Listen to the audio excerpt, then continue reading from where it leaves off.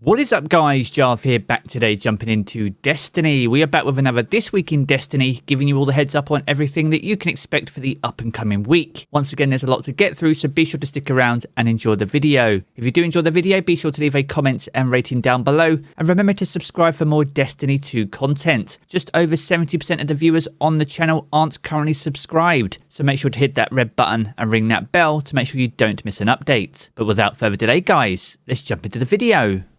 Okay, so there's a ton of shooters out there, but have you checked out Mech Arena? This is an awesome 5v5 mech shooter that's both casual and fun, and it runs incredibly well on almost any device, and I love it because I can literally invite anybody to come and play. There are a ton of mechs, each with their own unique abilities, a huge variety of weapons to unlock and upgrade. On top of that, there's loads of game modes including control point capture, 5v5, tournaments, and so much more. Now better yet, Neymar Jr. is one of the best pilots in the game. Now Neymar massively boosts your damage and missile weapons and assault weapons too. On top of that, he's the only pilot in the game with a special perk. Now it's so easy to get Neymar Jr. Just play Mech Arena on 7 different days between now and December 18th and he's yours for absolutely free. Now Mech Arena is getting so big and it's available to play on both PC and mobile via Android and iOS. And if you use my personal link, you'll get a free starter pack worth $30. This includes a skin, 1 amateur crate and 5,000 credits to help kickstart your game. And if you're quick, you can add me as a friend and we can play some games together, so don't wait around and check out Mech Arena today. Another week and another This Week in Destiny. This week sees the return of Iron Banner alongside Eruption as a Crucible game mode. Once again, another opportunity to earn the Iron Lord seal or gild it if you earned it in a previous event. On top of that though, there are 2 Iron Banner weapons that are being removed from the loot pool as we head into Season 19. These are the Forge's Pledge Pulse Rifle and the Reese Walker Shotgun. So if you haven't got good rolls on these, this event will be your last opportunity to get the god rolls that you've been seeking. Now alongside the return of Iron Banner, we also have a new Kingsfall raid challenge that takes place over in the Daughters Encounter. This one's called Under Construction and players cannot stand on the same plate twice in a single phase. Now this is one of the easier challenges in the Kingsfall raid, as if you use the strategy of simply rotating your way around the arena from plate to plate, you will ensure a unique plate during each phase, essentially guaranteeing you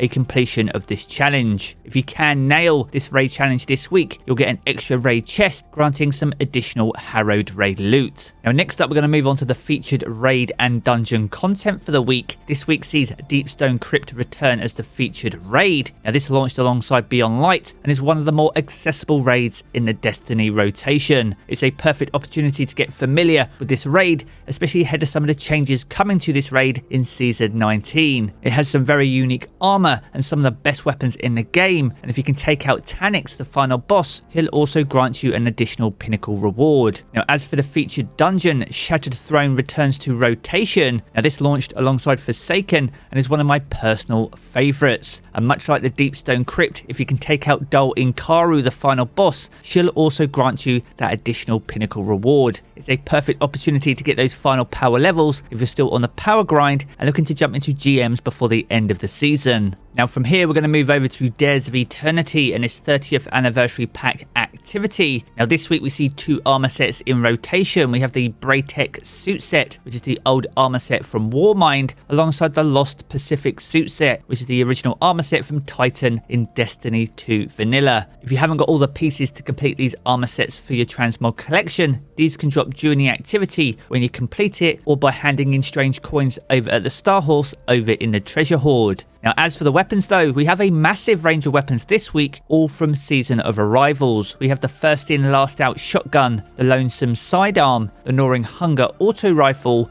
the Nightwatch Scout Rifle, the Main Ingredient Fusion Rifle, the Ikelos SMG, the Long Shadow Sniper, the Steel Sibyl Sword, the Toil and Trouble Shotgun, the Last Perdition Pulse Rifle, the Wishbringer Shotgun as well, the Grenade Launcher that literally none of us use, the Last Dance Sidearm, and also the Ikelos Sniper Rifle. Now some of these weapons are exclusive to Dares of Eternity, so if you don't have god rolls on those, make sure to jump in to get your hands on them. Now from here we're going to move on to the weekly rituals, and we have a new Nightfall for the up and coming week, and this week sees us return to the Glassway. Now this launched alongside Beyond Light and was originally one of the more difficult Nightfalls in the rotation, but with just how powerful we are as Guardians, the Glassway isn't as challenging as it used to be. But with that in mind, there is a Nightfall exclusive weapon this week in the DFA, so if you haven't got your hands on this reprised hand cannon from Destiny 1, then this week will be your opportunity to go and pick one up. Now moving over to the Crucible, and this week finally sees Momentum Control return to rotation. This was last in rotation way back in September and has been on hiatus ever since. So this week will be your opportunity to get some easy Crucible ranks, especially as there's bonus Crucible ranks all week long. So whether you're jumping into Momentum Control or Iron Banner, this week is a perfect opportunity to level up Lord Shaxx and earn that Cry Mutiny ornament. Now next up, we're going to move on to the Lost Sectors for week 13 of Season of Plunder, and this week's weekly reset kicks off with Skydock on Tuesday. This has Barrier and Unstoppable champions and will be offering exotic chess pieces. On Wednesday, we return to Scavenger's Den with Barrier and Overloads this time, now giving you a chance at those exotic helmets. On Thursday, we return to the Quarry with Barrier and Unstoppable champions, once again offering up a pair of exotic boots. On Friday, we return to the excavation site with Barrier and Unstoppable champions as well, this time though offering a pair of exotic gauntlets. On Saturday, we return to Europa and the Concealed Void with Barrier and Overload champions with a second chance at exotic chess pieces. As for Sunday, Bunker E15 is in rotation with Barrier and Overloads this time, giving you that second chance at exotic helmets. And to round us out on Monday next week, Perdition returns, also with Barrier and Overloads, this time though offering another chance at those exotic boots. So if you're still chasing down some of the new seasonal exotic armor pieces, then be sure to plan your week accordingly. And if you want to check out this calendar for yourself over in Today in Destiny, I'll leave the link to this down in the video description below. Now from here, we're going to move on to one of the most important parts of the week, and that's what Tess has available for Bright Dust in week 13 of Season of Plunder. Now over in the featured Bright Dust shell, we have the Nucleus exotic Ghost shell. This was introduced way back in Season of the Worthy, so if you missed out on this one and are collecting, make sure to pick it up for 2,850 Bright Dust. Alongside that, we have a new legendary emote called Scene Clapper, brand new this season and was available for 500 silver back in week 8. So if you missed out on this one and want to pick it up, this is available this week for 700 Bright Dust. That's alongside the legendary ghost projection called Splicer Gauntlet. This was introduced back in Season of the Splicer, so if you want to pick this one up, this will set you back 1,500 Bright Dust this week. Now as for the shader this week, we have Amethyst Bloom. Now this was introduced back in Season of the Hunt, so if this shader is missing from your collection, make sure to pick it up and this will set you back 300 Bright Dust. Now over in the main Bright Dust store, we have an exotic emote called Gong Show. This is brand new this season and was available for 1,000 silver. So if you're looking to pick this one up, this will set you back 3,250 Bright Dust. That's alongside the legendary emote called Coiffure Correction. Now this was introduced back in Season of the Lost, so if you missed out on it, make sure to pick it up for 700 Bright Dust. That's alongside an exotic ghost shell called Additive Shell. Now this is brand new this season, forms part of a cosmetic set, or can be picked up individually for 600 silver. But if you want to pick it up for Bright Dust, this will set you back 2,850. Now next we have an exotic sparrow called the Calicerated Visitor. Now much like the ghost shell, this forms part of a cosmetic set